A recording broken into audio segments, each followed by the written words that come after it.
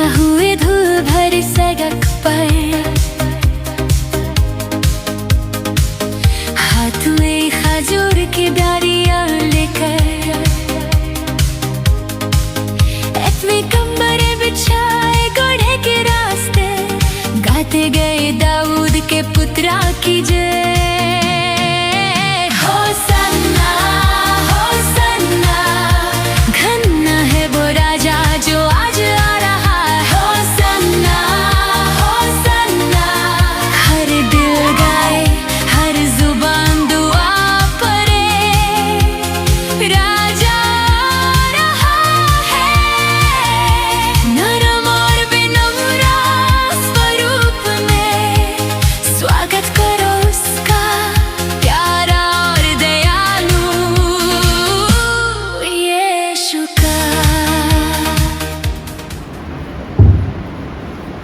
యేసు ప్రభువా మాహిత బోధకుండా, యేసు ప్రభువా మాహిత బోధకుండా, దోషములు క్షమించు దొడ్డ జనకుండ, దోషములు క్షమించు దొడ్డ జనకుండ, యేసు ప్రభువా మాహిత బోధకుండా.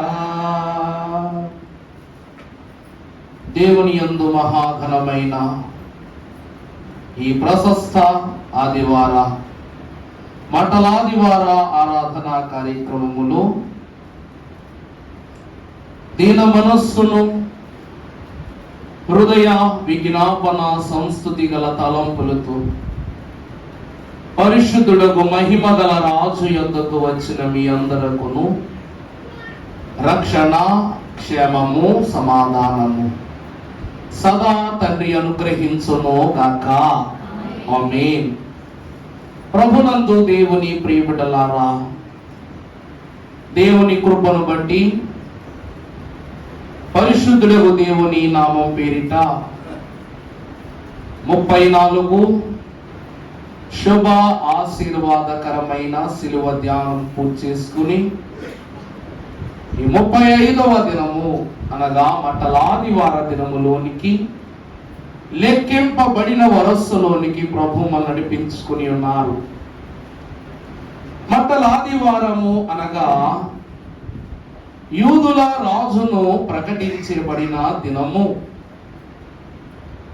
పరిశుద్ధుడగు ప్రభువు రాజుగా ఎన్నిక చేయబడిన దినము. అప్పటి వరకు పొరవీధిలో జరుగుతున్న ఆరాధనలు, పొరవీధిలో జరుగుతున్నటువంటి బలియాగ సమర్పణ క్రియలనియు ఆ దినముతో అంతర్ధానమై దేవాలయమును శుభ్రపరచి త్రిత్వ దేవుని ప్రియ కుమారునిగా ఉన్న క్రీస్తు ప్రభువు సంఘమును తనతో కూడా దేవాలయములోనికి నడిపించుకుని వెళ్ళిన దినమే ఈ మండలాదివారమై ఉన్నది. ప్రభు యొక్క వాక్యం చదువుకుందాము. మత్తయి సువార్త 21వ అధ్యాయము 4వ వచనం చదవండమ్మా. ప్రవక్త వలన నెరవేరునట్లు ఇది జరిగెను. అది ఏమనగా, ఇదిగో నీ రాజు సాత్వికుడై గాడిదను, ధారావాహిక పశువు పిల్ల అయిన చిన్న గాడిదను ఎక్కి నీ యొద్దకు వచ్చుచున్నాడని సియోను కుమారితో చెప్పుడి అనునది. శిష్యులు వెళ్ళి యేసు తమకు ఆజ్ఞాపించిన ప్రకారము చేసి ఆ గాడిదను వచ్చి వేయగా ఆయన బట్టలు పైన కూర్చుండెను. జన సమూహములోను అనేకులు తమ బట్టలు దారి పొడుగున పరచిరి, నరికి దారి పొడుగున పరచిరి. చాలు నాన్న, థ్యాంక్ యూ. ప్రభునందు దేవుని ప్రియ బిడ్డలైన వారులారా, ఇక్కడ ఒక క్రమాన్ని పరిశుద్ధ గ్రంథము ద్వారా ఇక్కడ ఒక క్రమానుగుణ్యమైన విజ్ఞాపన స్తుతిని దేవుని వాక్యం ద్వారా మనం గమనిస్తున్నాం. అది ఏమిటి అనగా, ఈ మండలాదివార ఆరాధన క్రమము ఇప్పుడు నిర్ణయింపబడినది కాదట, ప్రవక్తల ద్వారా ఆనాడే ప్రవచింపబడినది, అది నెరవేరవలసి ఉన్నది అని ప్రభు వాక్యాన్ని భక్తులు తెలియచేస్తున్నారు. ప్రభువునందు దేవుని ప్రియబిడ్డలారా, అసలు 33.5 సంవత్సరములలో ప్రతి దినము దేవుడు దేవాలయములో బోధ చేయుట మనకు తెలుసా లేదా? పగటి పూట తన వాడుక చొప్పున ఉదయమున దేవాలయములో బోధ చేసి సాయంకాలమున తన వాడుక చొప్పున ఒలీవ కొండకు వెళ్ళి ప్రభు ప్రార్థించడం మనకు బాగా తెలుసు. ప్రతి దినము దేవాలయమునకు వెళ్ళి బోధిస్తున్నా లేనంత ప్రత్యేకత ఈ మండలాదివార దినమున దేవుడు ఆ ఆలయమునకు వచ్చుటలో గల గొప్ప ఆశీర్వాద ఫలం ఏమిటి అంటే దేవుని వాక్యం అంటూ ఉన్నది. ఈరోజు మన ప్రభువు గార్ధవాసీనుడై వచ్చుచున్నాడు. అంటే ఇప్పటి వరకు బోధ చేశారు, ప్రవచించారు, కానీ ఈరోజు ఆ ప్రవచనముల యొక్క నెరవేర్పును సంఘము ద్వారా పరిపూర్తి చేయుటకు గార్ధవమును ఎక్కి సంఘముతో యెరూషలేము మందిరము యొద్దకు ప్రభు వస్తున్నారు. కీర్తనాకారుడు అంటాడు, గుమ్మములారా మీ తలలు పైకెత్తుడి, మహిమగల రాజు వచ్చుచున్నాడు. మహిమగల రాజు ఏం చేస్తాడట? వేం చేస్తున్నాడు. అందువలన గుమ్మములారా మీ తలలను పైకి. ఇప్పటి వరకు ఈయన బోధకునిగా ఈ దేవాలయములకు వచ్చి ఉన్నారు, కానీ ప్రభు అంటున్నారు కదా, ఆయన ఒక బోధకునిగా రావలసి ఉంటే ఆ దేవాలయములకు ఒక యాజకుని వలె, ఒక సువార్తికుని వలె 33.5 సంవత్సరములు ప్రతి దినము వచ్చినప్పుడు ఆయన రాక బోధకుని రాక. కానీ ఇప్పుడు ఆయన ఎలా వస్తున్నారంట? రాజుగా వస్తున్నారంట. అందువలన ఆయన రాక, అలాగునే ఆయన ఏర్పాటు, ఆయన సిద్ధపాటు అన్నీ కూడా మారిపోయాయి. దేవుని యొక్క ప్రియ సంఘమైన వారలారా, అసలు ఎందుకు ప్రభువు గార్ధవము మీద కూర్చొని ఆ స్థలానికి వస్తున్నారు? గార్ధవము మీద కూర్చుని వచ్చుట వలన ప్రభువుకు కలిగే మర్యాద ఏమిటి? అసలు గార్ధవము ఎక్కిన వెంటనే ప్రభువు ఒక కాని వాని వలె కనబడాలి, అవమానపరచబడి వాని వలె. గాడిద ఎక్కించారంటే ఏమంటారండి? అవమానమే అంటారు. కానీ ప్రభువు రాకను చూచిన వారు ఖర్జూరపు మట్టల యొక్క చెట్లను నరుకుకొని ప్రభువు ఎదుట పరుస్తూ, బట్టలు పరుస్తూ ఆయనను దేవాలయము వరకు నడిపించుకుని వచ్చారు. అసలు చదవబడిన ప్రవచనములు ఒక్కసారి చదువు 4 వచనం. ఇదిగో నీ రాజు సాత్వికుడై గాడిదనేకి భారవాహిక పశువు పిల్ల అయినా. అర్థమైందంటే అక్కడ ఏమని రాస్తుంది? భారవాహిక అంటే ఏమిటి? గాడిదనగా ఏమిటంట? భారముతో కూడుకున్నటువంటి వస్తువులను మోసుకొని వెళ్ళేటువంటి జంతువే ఈ యొక్క గాడిద పిల్ల. దేవుని యొక్క వాక్యమునందు ప్రియబిడ్డలారా, గాడిద అనగా అధిక భారమును, దాని శక్తికి మించిన భారమును ఎత్తుకొనున్నది గాడిద. అలాగునే ఆ గాడిద ఎవరికి సాదృశ్యము అంటే మనకు సాదృశ్యమై ఉన్నది. మనము కూడా పాప భారము అనేటువంటి బరువును మన భుజము మీద, మోయలేని భారమును కదండి, మోయలేని భారమును మన భుజముల మీద పెట్టుకుని మోస్తున్నాము. కాబట్టి మనము కూడా ఎవరన్నమాట? భారావాహికమైన వాహనమే. ఆ యొక్క వాహనము నెక్కి సాత్వికుడై దీన మనస్సు గలవాడై ఆయన యెరూషలేము మందిరములోనికి వస్తున్నాడు. ప్రియులారా, అహరోను కాలము నుండి రాజులైనను గాని, యాజకులైనను గాని, శాస్త్రులైనను గాని, పరిసయులైన వాను గాని, రోగులైనను గాని, అయోగ్యులైన ఎవ్వరూ కూడా దేవాలయములోనికి ప్రవేశించుటకు అర్హతను పొందలేదు. అర్థమైందా అండి? ఎంత గొప్ప స్థితిలో ఉన్నా సరే దేవాలయములోనికి రాలేకపోతున్నది. గల కారణం ఏమిటంటే వాళ్ళు గొప్పవారును పేదవారును కాదు, వారు పాపము గలవారని. మనం ఏం మోస్తున్నాం?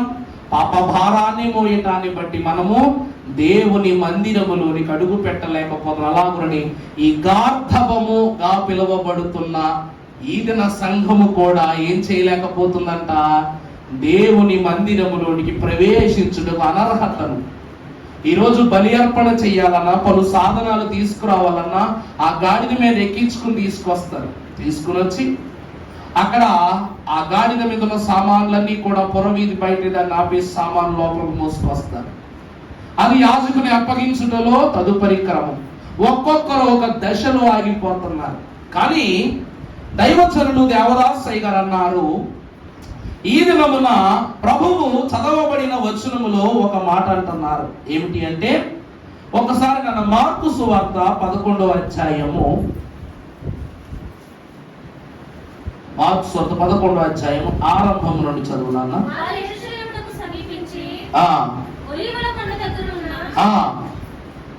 చదవండి. ఆపితే కలిసి ఆపేస్తారు, లేకపోతే కలిసి చదివేస్తారు. ఏంటో చదవండి.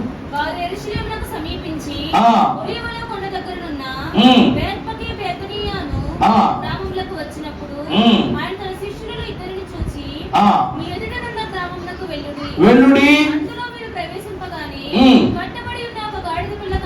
కనబడును, దాని మీద ఎప్పుడును ఏ మనుష్యుడును ఇంకా వరకు ఏం చేయలేదంట. దేవుని ప్రియములారా, ఈ గాడిద సర్వసాధారణమైన గాడిద కాదు. మీరు అనుకోవచ్చు, ఈ గాడిద ఏముంది? అయ్యగారండి గాడిదలో అంత ప్రత్యేకత ఏముంది అంటే, మరియమ్మ గారిని యెరూషలేము అనగా బెత్లెహేమునకు తీసుకుని వెళ్ళినప్పుడు యోసేపు గారు కూడా గాడిద మీదే తీసుకుని వెళ్ళారు. ప్రవక్త అయిన బిలాము కూడా గాడిద మీదే ప్రయాణం చేశారు. అసలు భక్తులైన వారు అందరూ కూడా చాలా వరకు గాడిదల మీదే ప్రయాణం చేశారు. ఇక్కడ ప్రభువు ఏమని చెప్తున్నారు?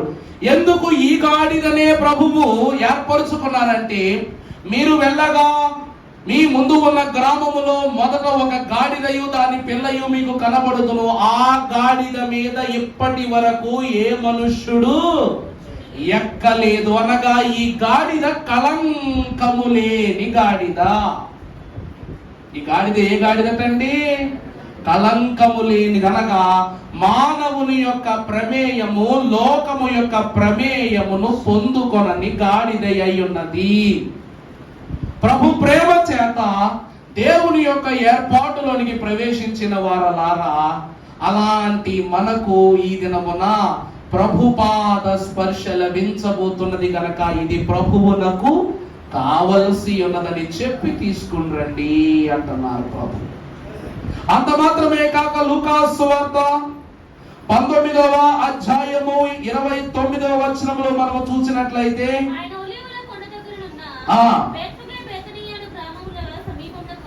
వచ్చినప్పుడు పిలిచి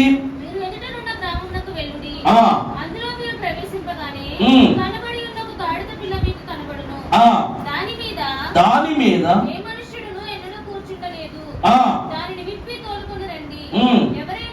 ఎవరైనాను నువ్వెందుకు దీనిని విప్పుచున్నావని నేను అడిగినట్లయితే,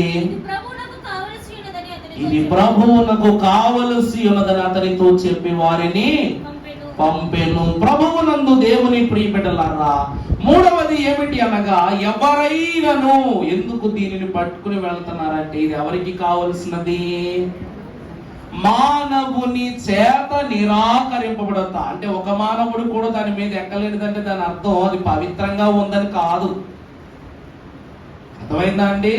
మానవుడి చేత అది ఉపయోగింపబడలేదంటే అది పవిత్రంగా ఉందనో ప్రత్యేకంగా ఉందనో కాదు. మానవుని చేత నిరాకరింపబడినది అని అర్థం. అది ఎవరికి కావాలంట? ప్రభువుకు కావలసి ఉన్నది. ఈరోజు గాడిద ఉందండి, అన్ని గాడిదలు పనిచేస్తాయి అనుకోకూడదు. మన పెద్దవాళ్ళు గతములు సామెత చెప్పేవారు, ఒక దొంగలు ఒక ఇంట్లో పడినప్పుడు అతడు గాడిదను ఒక కుక్కను పెంచుకుంటున్నారంట. పెంచుకుంటుంటే ఈ కుక్క ఏమో ఏం చేస్తుందంట, బద్దకించి దొంగ వచ్చినప్పుడు దాన్ని పట్టించుకోకుండా ఏం చేస్తుందంట, అది పడుకుంటుందంట. అయ్యో అయ్యో అయ్యో అని చెప్పేసి ఈ గాడిద నా యజమానునికి నష్టం కలుగుతుందని చెప్పేసి ఈ గాడిద అరవడం మొదలు పెట్టేసరికి నా నిద్ర చెడగొడతావా అని చెప్పేసి గాడిదను చితక బాధేశాడంట యజమానుడు.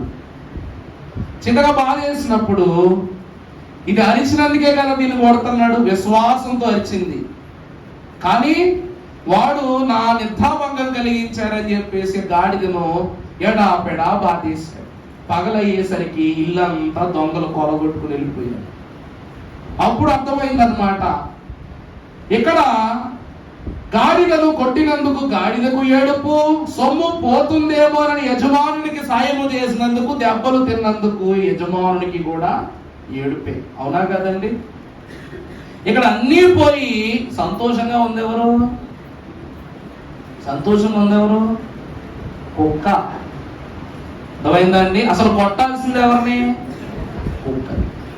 అందుకే పెద్దవాళ్ళు ఏమంటారు, గాడిద పని గాడిదే చేయాలి, కుక్క పని కుక్కే చేయాలన్నారు. ఇవి తారుమారు అవటం వలన ఈ యజమానునికి నష్టం, గాడిదకు గాయం. దేవుని యందు ప్రియబిడ్డలారా, ఈ రోజు గాడిద అనగా నిరాకరించబడినది. తనను కాని పనిని తాను ఎత్తుకొనుటను బట్టి లోకము చేత భారము మోయుటకే ఉపయోగింపబడుతున్నది. కాబట్టి ఇది మనుషులకు కేవలం ఒక పనిముట్టుగానే ఉన్నది. అలాగే మనుష్యుడు కూడా పాపమున విషయమై ఒక పనిముట్టుగానే ఉపయోగింపబడుతున్నాడు. అలాంటి గాడిదను ప్రభువు విప్పి తీసుకుని రండి అని వాక్యములో సెలవిస్తున్నారు. పరిశుద్ధ గ్రంథములు హెబ్రీలకు రాసిన పత్రిక 12వ అధ్యాయము 2వ వచనం చదువుతాం. ప్రతి భారమును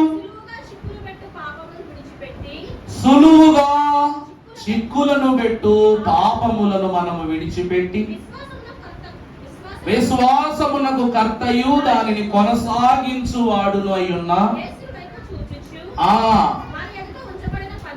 మన యందు ఉంచబడిన పందెములు ఓపికతో ప్రభువునందు ప్రియబిడ్డలారా, ఈ రోజున మనము చూస్తే ప్రభువుకు కావలసి ఉన్న ఈ గాడిదట యెరూషలేము మందిరములోనికి వెళుతున్నప్పుడు ఆ గాడిదకు తెలుసు ఏమిటంటే, నేను మందిరములోనికి నిషిద్ధురాలను, నేను ఆ స్థలమునకు వెళ్ళుటకు ఏమి కాని దానను, అర్హత లేని దానను తెలుసు. కానీ ప్రభువు ఎప్పుడు దాని మీదకు ఎక్కి దానిని యెరూషలేము మందిరము వైపు తీసుకుని వెళ్తున్నారు.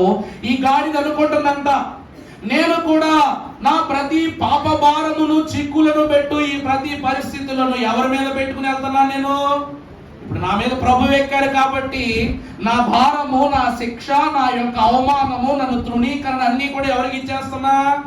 ప్రభువుకు. సులువుగా చిక్కులను పెట్టు ప్రతి పాపమును ప్రభువులకు అప్పగించి నా ముందుంచబడిన పందెపు రంగం. అర్థమైందా అండి? దాని రంగం ఇప్పుడు ఏమై ఉన్నది? యెరూషలేము మందిరమై ఉన్నది. ఆ యెరూషలేము మందిరము వైపు ఎలా నడుచుకుని వెళుతుందట? ఓపికతో నడుచుకుని వెళుతుందట. దేవుని యందు ప్రియబిడ్డలారా, సులువుగా చిక్కును పెట్టు పాపము. యెషయా గ్రంథము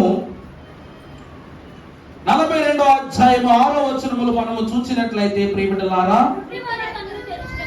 గ్రుడ్డి వారి కన్నులు తెరుచుటకును, బంధింపబడిన వారిని చెరసాలలో నుండి వెలుపలికి తెచ్చుటకును, యెహోవానగు నేనే నిన్ను పిలిచి ఈ చేయి పట్టుకుని ఉన్నాను. ప్రభువునందు ప్రియబిడ్డలారా, ఈ గార్ధవమునకు దేవుడు అందించుచున్న వాగ్దానం ఏమిటనగా, గార్ధవము అంటాం కన్నా సంఘము అని గ్రహించండి. ఈరోజు ఈ గాడిద పిల్ల స్థానములో ఉన్న మనము ప్రభువును మోస్తున్నాము. మన భారమంతయు మన మీద కూర్చొని ఆయన సిలువ మీద గొర్రె పిల్లగా మోసుకుని వెళ్ళారు. చూడండి, గార్ధవమును ఎక్కిన గొర్రె పిల్ల అన్నారు ఈ అంశాన్ని. అర్థమైందండి? గాడిద మీదకు ఎక్కిన గొర్రె పిల్ల అన్నారు, రక్షించు గొర్రె పిల్ల. ఇక్కడ ఈ గార్ధవము అనగా ఈ సంఘమునకు ప్రభువు హామీ ఇస్తున్నారు. ఏమిటంటే, నీ పాపమంతయు, నీ జీవితమంతయు, నీ శోకమంతయు ఉన్నదని దేవుని వాత్సల్యత చొప్పునని అడుగు పెట్టుకు అనర్హురాలని అనుకుంటున్నావే. ప్రభువు యెషయా భక్తుని ద్వారా వాగ్దానం ఇస్తున్నది ఏంటంటే, గ్రుడ్డి వాని కన్నులు తెరచుటకును, బంధించబడిన వారితో చెరసాల నుండి వెలుపలికి తెచ్చుటకును, చీకటిలో నివసించు వారిని బందీ గృహములో నుండి వెలుపలికి. అర్థమైందని ఇది ప్రభువునకు కావలసి ఉన్నది అని ఎందుకు అంటున్నారంటే, దాని కట్లు విప్పుట అనగా చీకటి అను కట్లు, లోకము అను కట్లు, పాపము అను కట్లు దాని మీద నుండి విప్పి ప్రభు ఏం చేస్తున్నారంట, వెలుపలికి రప్పించువారు యెహోవాయే అని ప్రభు వాక్యంలో సెలవిస్తున్నారు. ఈరోజు మనం కూడా ఏ కట్ల చేత కట్టబడి ఉన్నామండి?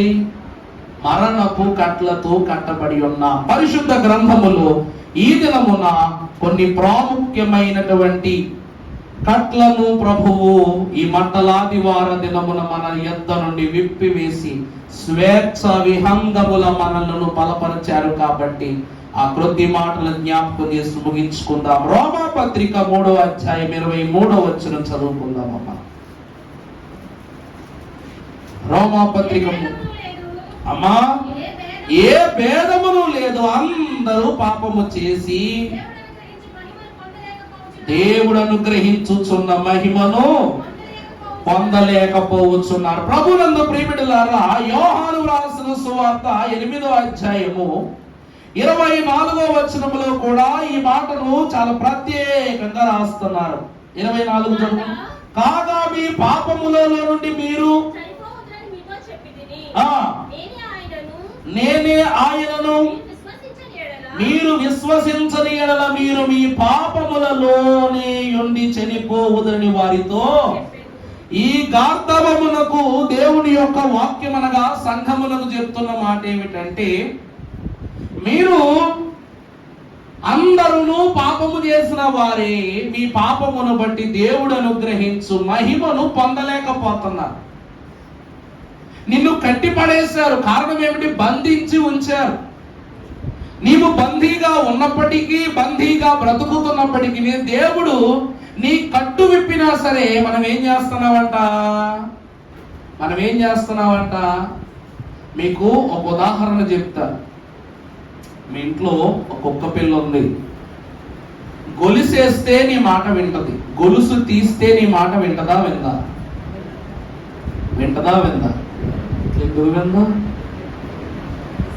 ఎందుకు విందా? సరే బయటికి వెళ్ళమనంటే తిరిగి వచ్చి పెడతారా మీరు? గొలుసు వేసినా మీ మాట ఏంటది, గొలుసు తీసినా మీ మాట ఏంటది. ఎందుకంటే నువ్వు యజమానుడు కాబట్టి. ఈరోజు మన మీద యజమాని ఎవరో తెలుసా? పాపం. అర్థమైందండి? ఈరోజు గొలుసుకు కట్టుబడుతుందా, నీకు కట్టుబడుతుందా? అది చెప్పండి. మనం కట్టిన గొలుసుకు కుక్కలు కట్టుబడతాయా, మన మాటకు కట్టుబడతాయా అంటున్నాను. నీ మాట కట్టుబడద్దు కాబట్టి గొలుసు వేయించుకుంటది. అవునా కాదండి? ఇట్రా అని చెప్పేసి పిలిచి దాని దగ్గర తీసుకుని గొలుసు వేస్తున్నప్పుడు, నాకు వద్దు బాబోయ్ నేను వెళ్ళిపోతాను, అక్కడి నుంచి వెళ్ళిపోవాలో వెళ్ళిపోదా? వెళ్ళదు. నువ్వు గొలుసు వేస్తే గొలుసు వేయించుకుంటుంది. గొలుసు తీసినప్పుడు పో, ఎడబోతావు పో అని చెప్పేసానంటే అప్పుడు బయటికి పోతా. అంతే తప్ప ధిక్కరించి నిన్ను దాటి గృహము దాటికి వెళ్ళి నిన్ను కానీ ఇబ్బంది పెట్టిందో 4 దెబ్బలు సరుస్తావు. నాన్న కొంచెం ముందర జరగండి, చింతలి మీరు ముందర జరగండి, కింద కూర్చుంటున్నారు కదా దోళ్ళు. ప్రభునందు దేవుని ప్రియబిడ్డలారా, వాక్యానుభవం ద్వారా పరమ భక్తుడు సెలవిస్తున్న పరిశుద్ధమైన సత్యము ఏమిటి అంటే, పాపము మనల్ని ఏం చేస్తుందంట? అజిమాయిషి చేస్తుందంట. పాపం అనే కట్టు మనల్ని ఏం చేస్తుందండి? అజిమాయిషి చేస్తుంది. యజమానుడిగా మారిపోయింది. అందుకే ఏ భేదము లేదు, అందరూ పాపం చేసిన వారే, పాపము చేసిన వారు అయిపోయారు. కాబట్టి దేవుడు అనుగ్రహించే కృపను మీరు పొందలేకపోతున్నారు. అదే మాట యోహానుడు ఏమని రాస్తాడు? 8:24లో చూసారా? మీరు ఆ పాపములోనే ఇమిడిపోయారు కాబట్టి మీరు చనిపోవుదురని నేను ఆయనను మీరు విశ్వసించని ఎడల మీరు మీ పాపములలోనే నుండి చెడిపోవుదరని వారితో చెప్పాను. ప్రభువునందు దేవుని ప్రియబిడ్డలారా, దేవుడు అయ్యారండి మాకు ఇదంతా కాదు కానీ ప్రభువు గాడిద ఎక్కొచ్చారు. గుర్రం ఎక్కి రావచ్చుగా, గుర్రం ఎక్కి రావచ్చు కదా, ఆయన రాజు కదా, గుర్రం ఎక్కి రావచ్చుగా. ఆయన యూదా గోత్రపు సింహము కదా, సింహం ఎక్కి రావచ్చు, ఇంకా గౌరవం ఉంటదిగా.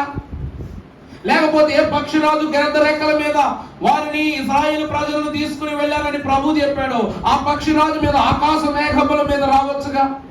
ఆయన పెండ్లి కుమారుని గాను రారాజుగాను తెల్లని అశ్వముని ఎక్కి రెండవ రాకడలో మన మధ్యకు వస్తారన్నారు.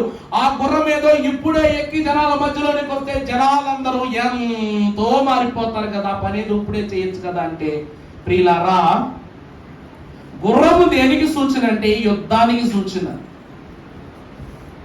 గుర్రం దేనికి సూచన అండి? యుద్ధానికి సూచన. ఈరోజు అన్ని గుర్రాలు ఒకలా ఉండవు. రాజ్యాల్లో ఎలా ఉంటాయంటే సైనికుని గుర్రం సైనికునికే, శతాధిపతి గుర్రం శతాధిపతికే, రాజు గుర్రం రాజుకే, రథాలకు వాడే గుర్రం రథాలకే, పాడి పని చేయుటకు బరువు మోతలకు వాడే గుర్రాలు ఆ పనులకే, ఆవాకులని ఎడారిలో వాడుకునే గుర్రాలు ఎడారిలో వాడటానికి. రాజు గుర్రం సైనికుని మాట ఎందు, శతాధిపతి మాట ఎందు, రాజు మాటే ఎంతది. బలవంతాన్ని దాని మీద ఎక్కాలనుకున్నామంటూ మరి రాజే గర్విష్ఠుడైనప్పుడు అతను వాడే గుర్రం ఎలా ఉంటది?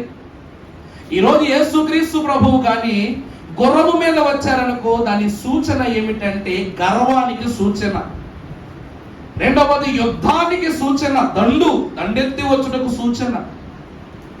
ఆయన రాజుగా ప్రకటించుకునే విషయమై గుర్రమును కాక, నా మాట అర్థమవుతుంది, గుర్రమును కాక గాడిదని ఎందుకు ఏర్పాటు చేసుకున్నారంటే, ఫరో కాలములో ఎదుట ఉన్నది దేవుని యొక్క శక్తి అని తెలిసి కూడా ఫరో రథాస్వాలు ఏం చేసినాయి అంట, దేవుని మాటను గ్రహించకుండా మొండితనంతో వెళ్ళిపోయాయి. ఏమైపోయాయి? నశించిపోయాయి. దేవుని అగ్నిని దాటి ఎర్ర సముద్రములోనికి చొచ్చుకుని వెళ్ళిపోవటాన్ని బట్టి అవన్నీ నశించిపోయాయి. గుర్రానికి అహంకారం ఎక్కువ, అహంభావం ఎక్కువ, వెళ్ళిపోయింది. ఏమైపోయింది? నశించిపోయింది. మరి గాడిద ఎందుకండి అంటే, బిలాము ప్రవక్త 24,000 మంది ఇశ్రాయేలీలను అంతము చేసే పథకాన్ని ఆ కాలమున తోటి రాజు అతడు వివరించినప్పుడు దేవుని ప్రవక్త లోకములో ఉన్న రాజు కొరకు పనిచేశాడు. పనిచేసినప్పుడు బిలాము అక్కడ నుండి వెళ్ళిపోవటానికి దేవుని అగ్ని 24,000 మంది ఇశ్రాయేలుని కాల్చిందన్న విషయం తెలియగానే అక్కడ నుండి బిలాం టక్కమని పారిపోవటానికి గాడిద ఎక్కేశాడు. తన గాడిద ఎక్కి వెళ్ళిపోతుంటే వెంటనే ఆ గాడిద అడుగు ముందుకు వేయకుండా ఆగి వెనక్కి కేంకరిస్తుందంట. ముందుకు అడుగు వేయకుండా వెనక్కి వెళ్తుందంట. వెళుతుంటే ఈ గార్ధబాని కొడతన్నాడు, వెళ్ళిపో ముందుకు పో అని చెప్పేసి కొడతంటే ఈ గార్ధబు ముందుకు వెళ్ళట్లేదంట. ఎందుకు వెళ్ళట్లేదంటే చెప్పాను కదా, చదవబడి ఇంకొక మాట, యెషయా గ్రంథము 42:6 నాన్న చదువు. గ్రుడ్డి వారి కన్నులు తెరచుటకును, ఏమండి, చెరసాలలో నుండి చీకటిలోను నివసించు వారిని బందీ గృహములో నుండి వెలుపటికి తెచ్చువాడు యెహోవాను ప్రభునందు. ప్రియబిడ్డలారా, మొదటిది చీకటిలో అనగా గ్రుడ్డి వానికి ఏం చేయు ప్రభువినా, గుడ్డువాని కన్నులు తెరచుట. ఈ రోజు చేసిన పాపం వల్ల బిలాము గుడ్డోడైపోయాడు. గుడ్డోడైపోయాడంటే దాని అర్థం కళ్ళు పోయిందని కాదు. ఎదురుగా దేవుని యొక్క దూత ఖడ్గము పట్టుకుని నిలబడిన విషయము బిలాము కనిపించట్లేదు. ఎవరికి కనిపిస్తుందంట? గాడిద కనిపిస్తుంది. నన్ను కొడుతున్నావు నువ్వు, నా కంటికి కనబడుతున్నది దేవుని ప్రవక్తమైన నీ కంటికి కనబడటం లేదంటే నువ్వెంత పాపమిళితమైపోయావో గ్రహించుకో అంతే. ప్రవక్తను దాని నడుము మీద నుండి కిందకు విసిరి కొట్టి గార్ధవం అక్కడి నుంచి వెళ్ళిపోయిందంట. నోరు తెరిచి తిట్టిందంట గాడిద, నోరు తెరిచి తిట్టిందంట. ఒక దేవుని యాజకుడవై ఉండి, దేవుని పరిచారకుడవై ఉండి, దేవుని జనమును నశించు పథకమును నువ్వు ఈ లోకములో దేవునికి వ్యతిరేక క్రియ చేశావు కాబట్టి ఇక నుండి నేను నిన్ను ప్రవక్తగా స్వీకరించను, నేను దేవుని పరిచర్య నిమిత్తమై నేను నా పని కొరకు నిన్ను వాడుకొనని గార్ధము మిసిరి కొట్టేసి వెళ్ళిపోయింది. అంటే గాడిదకున్న కన్నులు కూడా ప్రవక్తకు లేవు, దేవుని అభిషిక్తునికి లేవు. ఆ రోజు దేవుని ఖడ్గానికి భయపడి తనను తాను తగ్గించుకున్న గార్ధవమే దేవుని వాక్యము ద్వారా యేసుక్రీస్తు కాలములో ఆయన అనమైందా ఆ రోజు బిలాముడు దింపబడినాడు. ఆ స్థలములో నూతన గార్ధవము పైన చెప్పారు కిందాక మనుష్యుని చేత ఎక్కబడని గాడిద. అర్థమైందండి? ఆ గాడిదే గాడిద. మనుష్యులు దానిపై ఎవ్వరూ కూడా ఇప్పటివరకు ఎక్కింది లేదు. దానిపైన ప్రభువు ఎక్కటానికి ఇష్టపడుతున్నారు. ఎందుకంటే ఆయన మన మీదకి ఎక్కున్నది మన భారాన్ని దించటానికి. గుర్రము పైన ఒక ప్రశస్తమైన వస్త్రం కప్పామనుకో దాన్ని అశ్వము అంటారు. అర్థమైందండి? ఇప్పుడు మీకు అర్థమయ్యేలా చెప్పాలంటే మన ఇంటికి రోడ్డు మీద నడదోలు వెళ్తున్నప్పుడు కొన్ని ఆవు దూడలు ఆవు దున్నపోతులు కనపడుతుంటాయి కదండి, ఎద్దులు. ఆ ఎద్దులు దగ్గరికి వెళ్ళి చూసినప్పుడు దగ్గరికి రానిస్తావా? అది మన మీదకి వస్తే ఏం చేస్తాయి? బాగుంటాయి. ఎందుకు? అది ఎందుకు? దానితో మనకంత పని లేదు, అదంటే భయము, అదంటే కాస్త కోస్త విసుగుదలు, అందుకే దూరం పొమ్మంటాం. అదే సంక్రాంతి పండుగ రోజు అదే ఎద్దుకు బాగా అలంకరణ చేసి వస్త్రాలు గప్పి అదెట్టి ఇదెట్టి మన ఇంటికి తీసుకొస్తే ఏమని పిలుస్తాం తెలుసా? బసవరాజు అని పిలుస్తాం. ఎవరు పిలుస్తామండి మనం? బసవరాజు అని పిలుస్తాం. ఆరత పళ్ళు పట్టుకొచ్చి ఆరతిస్తాం, బొట్టు పెడతాం, అరటి పళ్ళు గెల తీసుకొచ్చి నీ చేతితో నువ్వే తినిపిస్తావు. అవునా కదా? నీ ఇంట్లో గొబ్బెమ్మ దొక్కించుకొని బయట పోను. అలంకరణ జరిగిన తరువాత బసవరాజు అలంకరణ జరగక ముందు సర్వసాధారణమైన ఎద్దంతే. ఈరోజు ప్రభువుకు కావలసినటువంటి గార్ధవమును శిష్యులు తీసుకుని వచ్చి ఒక ప్రత్యేక వస్త్రమును దాని మీద కప్పగా ప్రభువు దాని మీద కెక్కి కూర్చున్నారు. దేవుని వాక్యము సెలవిస్తూ ఉన్న మాట, పరిశుద్ధులకు దేవుని వాక్యము సెలవిస్తున్న మాట ఏమిటంటే ఆ వస్త్రమే సంఘముపై కప్పిన ప్రశస్త వస్త్రము లేక మహిమ వస్త్రం. మన పాపాన్ని తొలగించి ప్రభు మన దిగంబరత్వాన్ని తొలగించి ఏం కప్పారంట? వస్త్రాన్ని కప్పి వస్త్రము కప్పి ఆయన మన మీద కూర్చున్నారు. మొదటిది పాపము అనే కట్లు. హోషియా గ్రంథం 13వ అధ్యాయము 5వ వచనం చదవండి అమ్మా. అమ్మా, మహాయండకు కాలిన అరణ్యములో నిన్ను స్నేహించువాడను నేనే. తరువాత వారికి మేత దొరకగా వారు తిని తృప్తి పొందిరి, తృప్తి పొంది గర్వించి నన్ను మరచిరి. చూసారా? ప్రభునందు దేవుని ప్రియబిడ్డలారా, దేవుని వాక్యములో మనము చూసినట్లయితే మనం అందరము కూడా ఎవరమయ్యా అంటే దేవుడు పెట్టే మేత తినే వాళ్ళమే అయ్యున్నాం. నేను దేవుడు పెట్టిన వాక్యాహారాన్ని తిని ఇలాగున జీవించిన వాడను కాను అన్నవారు ఎవరైనా ఉన్నారటండి ఈ లోకంలో? వాక్యాహారము తినని ఎడల బలం ఆత్మకు లభించుట ఎట్లు? ఈ రోజున ప్రభు వాక్యం హోషియా గ్రంథం, మహాయండకు కాలిన అరణ్యములో నిన్ను స్నేహించు వాడను నేనే. ఈ రోజున కరువు, కష్టము, కన్నీరు, శ్రమ ఇవన్నీ కూడా మహాయండ అంటే మహాశ్రమ అని అర్థం. ఈ మహాశ్రమ కాలములో నిన్ను చేయి పట్టి లేవనెత్తు వారెవరు? ప్రభువే. ఎన్ని శ్రమలో అన్ని దానములున్నవని విభు సన్మతించు మిలన్. కిన్నుడవు కాకున్న ఎడల నీ విన్నైనా అన్నైనా ఎన్నైనా గెలుతువు. అలాంటి ప్రభువు నీకు తరువాత వారికి మేత దొరకగా తిని తృప్తి పొందిరి, తృప్తి పొంది గర్వించు నన్ను మరచి. అర్థమైందండి? ప్రతి మనుషుడు ఏం చేస్తున్నాడంట? బాగోలేనప్పుడు దేవా, బాగున్న తర్వాత అంతా నా కష్టమే. అంతా నా యొక్క ఏర్పాటే, అంతా నా యొక్క కృషి అని గర్వములోనికి వెళ్ళిపోతున్నాడు.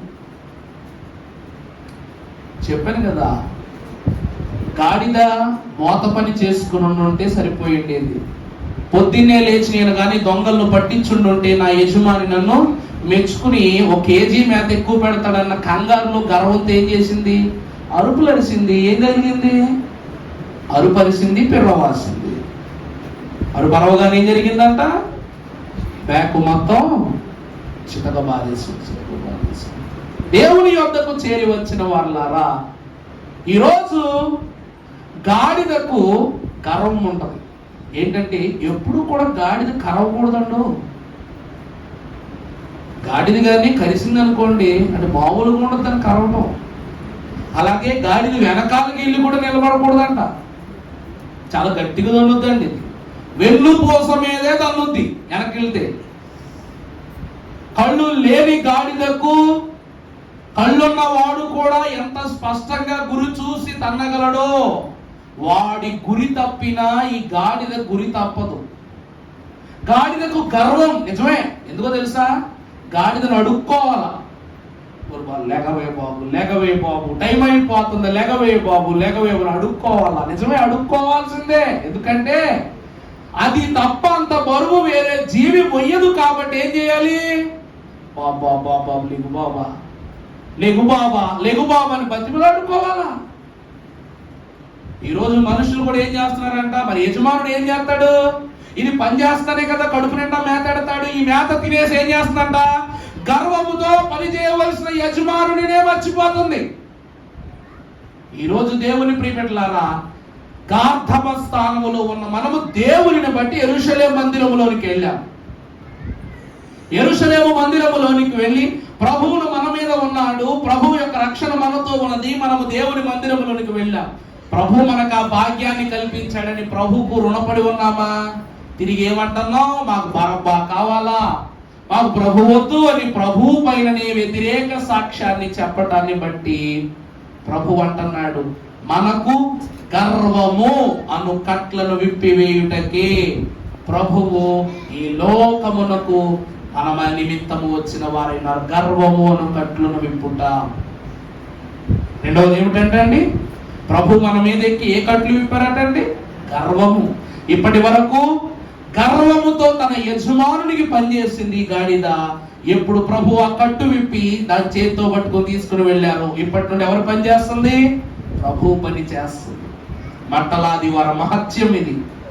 మూడవదిగా చూసినట్లయితే యోహాను సువార్త 11వ అధ్యాయము 43వ వచనమును మనం చదువుకున్నట్లయితే, లాజరు చనిపోయిన వాడు ప్రేత వస్త్రములతో కట్టబడిన వాడై అంతటా యేసు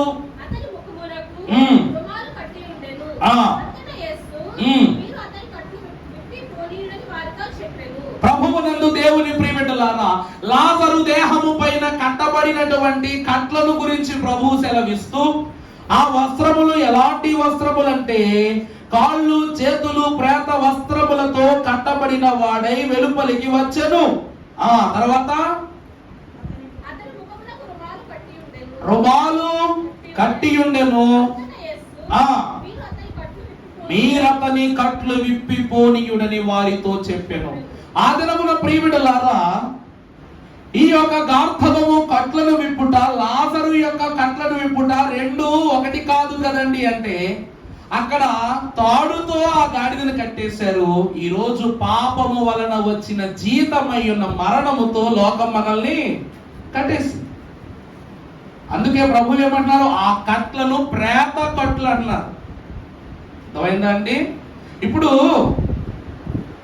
మన కుటుంబంలో ఒక విషాదము జరిగినప్పుడు సమాధి పెట్టి కానివ్వండి, దానికి వాడే సెంటు కానివ్వండి, దానికి వాడేటువంటి పౌడర్ డబ్బాలు కానివ్వండి, దాని లోపల పరిచే వస్త్రం కానివ్వండి, ఆ తల కిందకు దిగుద్ది ఏమైనా పెడతారు చూసారు, ఈ తలదిండి కానివ్వండి, ఇలాంటివన్నీ ఉంటాయి. వాళ్ళు చనిపోయిన మంచము లేకపోతే వాళ్ళు వాడిన పరుపు ఉంటుంది.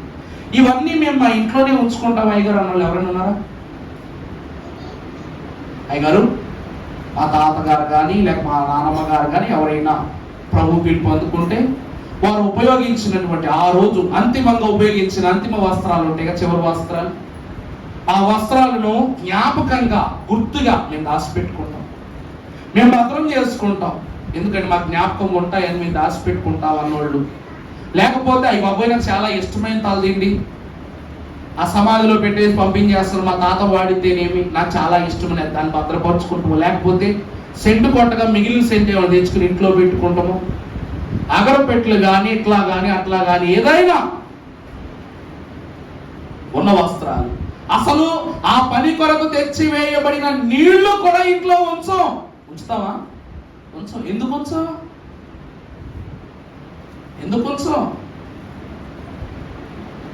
ప్రభువునందు దేవుని ప్రియబిడ్డలారా, మరణం అంటే మలినం. గతంలో చెప్పాను కదా, నీ బట్టలు మైలు బట్టలైపోయినాయి. జకరియా భక్తుడు చెప్పాడా లేదండి? నీ బట్టలు ఎలా మారిపోయినాయి? మైలు బట్టలుగా మారిపోయినాయి. అంటే ఈ మరణము ద్వారా కలుగుచున్న ప్రతి వస్త్రము ప్రతి వస్తువు కూడా ఏమైపోతుందంట? మైలు పడిపోవుట, శుద్ధమైపోవుట. ఈరోజు లాజరు యొక్క శరీరముపై ఉంచబడిన ప్రతి దారము కూడా మైలు దారమే, ప్రేత వస్త్రమే. అనగా మరణము కూడా మనల్ని ఏం చేస్తుందంట? అట్లా కట్టి పాడేస్తుందంట. పాపమనే జీతమై ఉన్న మరణం అన్నట్ల కట్టి పాడేస్తుంది. కాబట్టి ప్రభు అంటున్నారు, ఈ గాడిద ఎప్పుడోకప్పుడు చావలసిందే, ఏదో ఒక రోజు మరణించవలసిందే, అలాగునో ఒక రోజు దాని తనువు చాలించవలసిందే. అలాంటిది ఈ రోజు ఏమవ్వాలి? లోకానుసారముగా మరణించకూడదని దాని కట్లను విప్పింది. ప్రభువునకు కావలసి ఉన్నది. ప్రభువుకు ఎవరు కావాలి అయ్యా అంటే రక్షింపబడువారు, జీవింపబడుటకు ఆశపడువారు ప్రభువుకు కావాలి. అందుకే భక్తులు అన్నారు, సర్వములో నీవు సర్వమై ఉన్నావు, నిర్వహించితివి నీ నిఖిల కార్యములు అని అన్నారు. దేవ సంస్తుతి చేయవే మనసు అనే కీర్తనలో కూడా, జీవమా యెహోవా నీవు చేసిన మేళ్లను మరువకు, నీవు చేసిన పాత కంబులను మన్నించి జబ్బులేవీ లేకుండా చేయును. ఆ కారణము చే ఏం చేయాలంట? దేవ సంస్తుతి చేయాలట. ఈరోజు ఇప్పటి వరకు బరువులు మోస్తుంది, ఈరోజు పరిశుద్ధుడైన దేవుని మోస్తుంది. ఇప్పటి వరకు మరణపు కట్టులో ఉంది, ఈరోజు దేవుని యొక్క పట్టులో ఉండబోతుంది. మూడవది, మరణమును కట్టు తెంచడానికి ప్రభువు ఆ గాడిదను కావాలనుకున్నారు. ప్రియబిడ్డలారా, దేవుని దేవాలయానికి ఎందుకు వస్తామయ్యా అంటే, మొదటి పాపాలని కట్లు తెంచుకోవడానికి వస్తాం. రెండోది గర్వాన్ని, నేనంతా, నేను ఘనత, నేను ప్రభావము, నేను ఉన్నవాడను, నేను లేనివాడను, ఈ తారతమ్యాలు లేకుండా దేవుని సన్నిధిలో అంతయు ఒక్కటేనని చెప్పుకుంటూ దేవుని సన్నిధికి వస్తాం. ఎందుకంటే నీ ఎదుట ఉన్నవాడు పరిశుద్ధుడు కాబట్టి, నీ ఎదుట నిలిచి ఉన్న ప్రభువు పరిశుద్ధుడు కాబట్టి. మూడవదిగా, దేవుని మందిరం ఏం కొట్టివేస్తుందంట? మరణాన్ని కొట్టివేస్తుంది. కాబట్టి ఆ మరణము విషయమై కొట్టివేయటం ప్రభు మందిరానికి తీసుకొస్తున్నారు. నాలుగవదిగా చూసినట్లయితే యోహాను 5:5,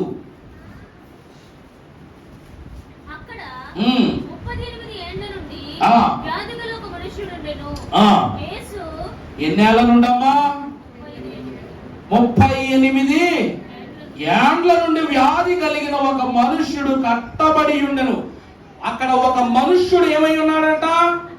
కట్టబడి ఉన్నాడు. ప్రత్యేకంగా కట్టు అని చెప్పేస్తుంది అక్కడ వాక్యం. ఎన్నేళ్ల నుంచి ఉన్నాడంట అక్కడ?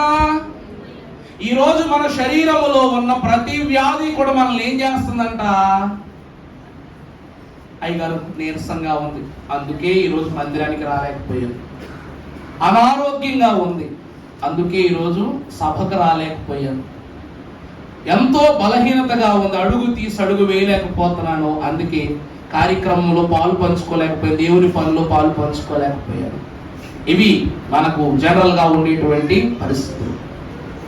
కానీ ప్రత్యేకంగా నీ మరణము నిన్ను దేవుని సన్నిధిలోనికి, నీ వ్యాధి నిన్ను దేవుని సన్నిధిలోనికి, నీ బలహీనత నిన్ను దేవుని సన్నిధిలోనికి వెళ్లకుండా ఏం చేస్తుందంట? కట్టేస్తుంది. యేసుక్రీస్తు ప్రభువు పుట్టడానికి ముందే ఈ వ్యాధిగ్రస్తుడిని ఏం చేశారంట? కట్టేసి ఉంచారు. ఎన్నేళ్ళ నుంచి అండి? 38 ఏళ్ళు. ప్రభు 31 సంవత్సరాల వయస్సు గలవాడినప్పుడు, లేక 32 ఏళ్ల వయస్సు గలవాడైనప్పుడు ఆ స్థలానికి వాని వద్దకు వచ్చి వాని నిమిత్తమై స్వస్థతను అనుగ్రహించారు ప్రభు. అంటే ప్రతి వ్యాధిని స్వస్థ పరచియున్నావు, మదికి ఆత్మకు నోనెం మదిచ్చినావు. ఈరోజు వ్యాధి అనేటువంటి కట్టు మనిషిని ఏం చేస్తుందంట? మతిని ఆత్మని కట్టేస్తుందంట దేవుని సన్నిధిలోనికి వెళ్ళకుండా. ఎరా ఈరోజు బలహీనతతో ఉన్నావు కదా, ఏం వెళ్తావు లేరా? ఈరోజు అనారోగ్యంగా ఉన్నావు కదా, ఏం వెళ్తావు లేరా? అయ్యో వ్యాధిగ్రస్తులు అయి ఉన్నావు కదా, ఈ సమయంలో దేవుని ఎందుకు వెళ్తానంటావు? బుద్ధి లేదా నీకు? అవునా కాదండి? మన మనస్సు ఇదేమాటంటదా అందా? మనమే అనుకుంటాం కదా, సరేలే నేను కారణం లేకుండా దేవుని సన్నిధి ఏం మానట్లేదు కదా, నాకు జ్వరం వచ్చింది అందుకే ఈరోజు అనట్లేదు. స్కూల్ ఎలా మానేస్తున్నానో దేవుని సన్నిధి కూడా అలాగే మానేస్తాను. స్కూల్కి వెళ్తే జ్వరం పెరుగుద్ది, దేవుని సన్నిధికి వస్తే జ్వరం పెరగదే. తేడా ఉంది కదా, తేడా ఉందా లేదా? స్కూల్కి వెళ్ళామనుకో, చదువు చెప్తారు, వాడు వాతావరణం పడకో లేదో ఇంకేదైనా పడకో మనం ఏమవుతాం? బలహీన పడతాం, జ్వరం ఎక్కువ అవుతుంది. మరి దేవాలయానికి వస్తే దేవుని వాతావరణం పడని వాడు ఎవరుండ్రే? దేవుని వాక్యము ద్వారా బలహీన పడిన వాడు ఎవరుండ్రే? బలము పెరుగుద్ది, ఆరోగ్యము కలుగుద్ది. అందుకే ప్రభు ఏమన్నారు? నీ రోగంబులు నీ పాపంబులు శ్రీరక్షణకర్త సిలువపై మోసెన్, భారమెల్ల ప్రభు పైన వేసుకుని ఆరోగ్యమౌ సౌఖ్యమౌ భాగ్యము కలుగు ఎందుకింత చింత నొందెదవు. ఈరోజు దేవుని ప్రియమిట్లారా 38 ఏళ్ల కాలం నుండి ఒక వ్యాధికి కట్టుబడిపోయి, ఇక నేను ఎంతకాలం బతికినా సరే నా బతుకంతా ఈ వ్యాధితోనే బతకాలని ఒక బ్రతుకులో మిగిలిపోయాడు వ్యాధిగ్రస్తుడు.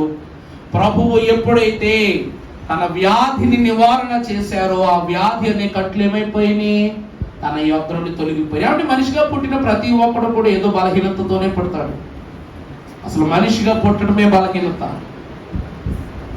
మనిషిగా పుట్టుకదే గొప్ప బలహీనత. ఎందుకంటే ఏ క్షణములోనైనా సరే మనిషి మారిపోతాడంట, ఏ క్షణములోనే మారిపోతాడు. ఈ రోజు రాజు అన్నారు, 3 రోజుల గ్యాప్లో ఏమైపోయింది? ప్రభు మాకు వద్దన్నారు, అన్నారా లేదా? ఈ రోజు ప్రభువును యూదుల రాజా అని దేవాలయానికి తీసుకుని వెళ్ళారు. అదే దేవాలయం ఎదుటకు ప్రభువును తీసుకుని వెళ్ళి ఇతను ఎవరు అని అడిగితే ఈయన రాజని చెప్పుకుంటున్నాడు, బోధకుడని చెప్పుకుంటున్నాడు, దేవాలయాన్ని కూలగొట్టి కడతామని చెప్పుకుంటున్నాడు, ఈయన అబద్ధాలు చెప్తున్నాడు, అందువలన ఈయనకు సిలువేసేయండి అని చెప్పేసి అంటున్నారు. అంటే మన దేహము క్షణమాత్రములో వ్యాధిగ్రస్తమైన దేహంగా మారిపోతుంది. వ్యాధి అనే కట్లను విప్పుటకి ప్రభువు నాకు అది కావలసి ఉన్నది అని అడుగుతున్నారు. ప్రభు నందు ప్రియులారా, చివరి మాట చెప్పి నా వాక్యాన్ని ముగిస్తాను. పరిశుద్ధ గ్రంథములో నుండి కీర్తనల గ్రంథం 50వ అధ్యాయము 16వ వచనం చదువుకుందాం.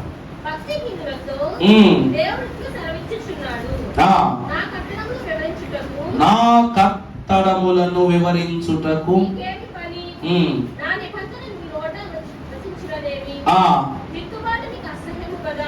అమ్మా దిద్దుబాటు నీకు అసహ్యం కదా, నీవు నా మాటలను నీవు దొంగలను చూచినప్పుడు.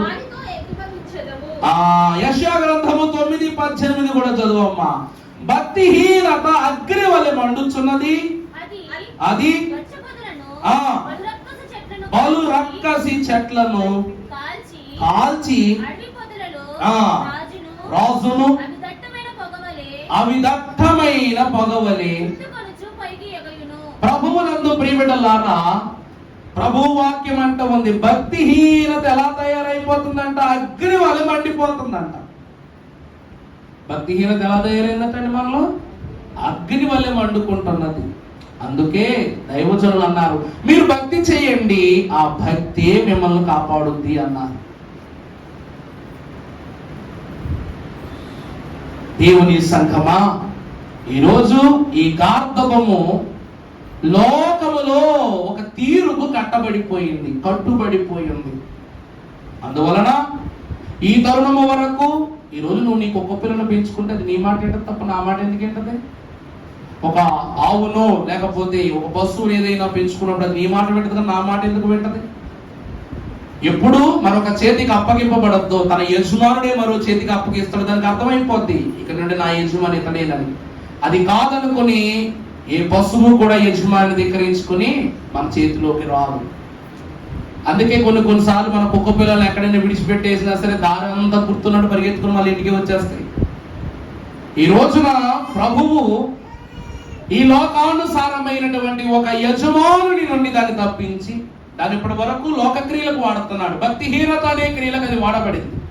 ఈ రోజు భక్తి అనే క్రమములోనికి దీన్ని వాడుకొనుటకు గాను దేవుడు ఇది నాకు కావలసి ఉన్నదని దాన్ని రప్పించుకున్నాడు. వచ్చిన గాడిదను గాడిదగా మార్చలా, గాడిదగానే ప్రభు దానిపైన ఎక్కేలా దానిపైన ఒక వస్త్రాన్ని కప్పారంట. ప్రసంగి గ్రంథము చివరి మాట 5వ అధ్యాయం 1వ వచనం చదవనన్నా.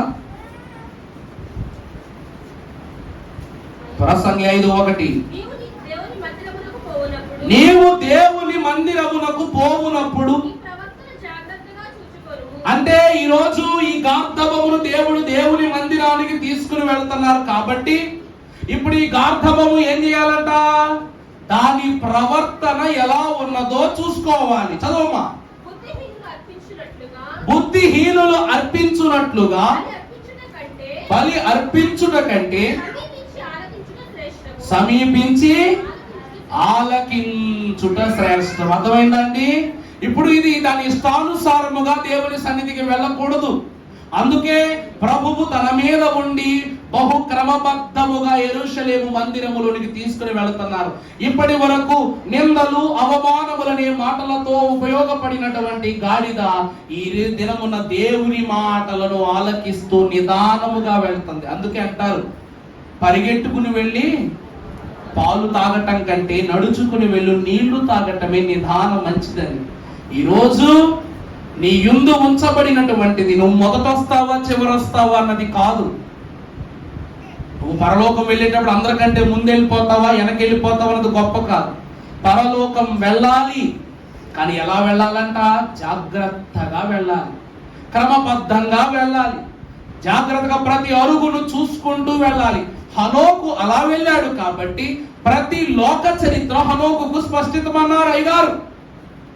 హనోకు ఎలా వెళ్ళాడంటండి? ప్రతి అడుగును ప్రభువుతో పంచుకుంటూ వెళ్ళాడట. హానోకు దేవుడిని నడిపించలేదు, దేవుడు హానోకు నడిపించలా. వీళ్ళిద్దరూ కలిసి అడుగులు వేస్తూ నడుచుకుని వెళ్ళారట. అదే ఐక్యత అన్నారు. దాన్ని ఏమన్నారటండి? దేవుని అడుగుకు హనోకు, హనోకు అడుగుకు దేవుడు కట్టుబడ్డారట. దేవుని సంఘమైన వాళ్ళారా, ఈ గాడిద కూడా ప్రతి ఒక్కరికి కూడా యూదుల రాజును చూపిస్తుంది. అదే గుర్రం మీద వెళ్ళాలంటే ఇలా చెయ్యొద్ద లోపు ఊరవతలు ఉంటాడు. అదే ప్రతి ఒక్కరిని ముట్టుకుంటున్నారు, ప్రతి ఒక్కరిని పలకరిస్తున్నారు, ప్రతి ఒక్కరి వద్ద చూస్తున్నారు, ప్రతి ఒక్కరి శ్రమను ప్రభువు అనుభవపూర్వకంగా గమనిస్తూ వెళుతున్నారు. ఆయన వెళుతున్నారు, తీసుకువెళుతున్నారు. అవునా కాదండి? ఈ గాడిద ఒక అడుగు వేస్తుంది, ప్రభువును పలకరించిన వాడు ప్రభువుతో కలిసి అడుగు వేసుకుంటా మందిరానికి వచ్చేస్తాడు. అంటే దేవుని వాక్యము సెలవిస్తూ ఉన్నది, వాక్యము నడిపించున్నది. ఈరోజు ఆ వాక్యాన్ని తన మీద పెట్టుకుని నడుచుకుని వెళుతుందంట. ఎవరు? ఈ గాడిద పిల్ల. మట్టలాదివారం అంటే ప్రియులారా చేత పట్టుకున్న మట్టల యొక్క గౌరవం కాదు. చివరికి ఈత మట్ట కూడా మన ఇంటి తిన్నంగా ఎవడైతే పెంచుకోడు. ఇంటి ఎదురుగా పుట్టిందంటే నరికేస్తాం. ఎవరైనా పెంచుకుంటారా మీ ఇంట్లో? ఎవ్వరు పెంచుకోరు. ఈ రోజుకి ఈత మట్టలు కావాలంటే మన ఊరు పొంత అవతలకు పోవాలా, చెరువు గొట్లు కాలువ గొట్లు అవతలకి వెళ్ళి తెచ్చుకోవాలా. అసలు నువ్వు గిలితే గచ్చ పదులున్న చోట్ల తప్ప ఈత చెట్లు ఎక్కడా కనపడవు. ఎందుకంటే ఇది కూడా లోకమునికి అవసరం లేదు. అందుకని ఇది ఎవరికి అవసరమైంది? దేవునికి అవసరమైంది. ఇది నేను చెప్తున్న మాట కదండి, వాక్యం చెప్తున్న మాటే. యాకోబు వంశమునకు గుర్తుగా 70 ఈత చెట్లను రెఫీదీం అవతలను మొలిపించాడు దేవుడు, అవునా కదా?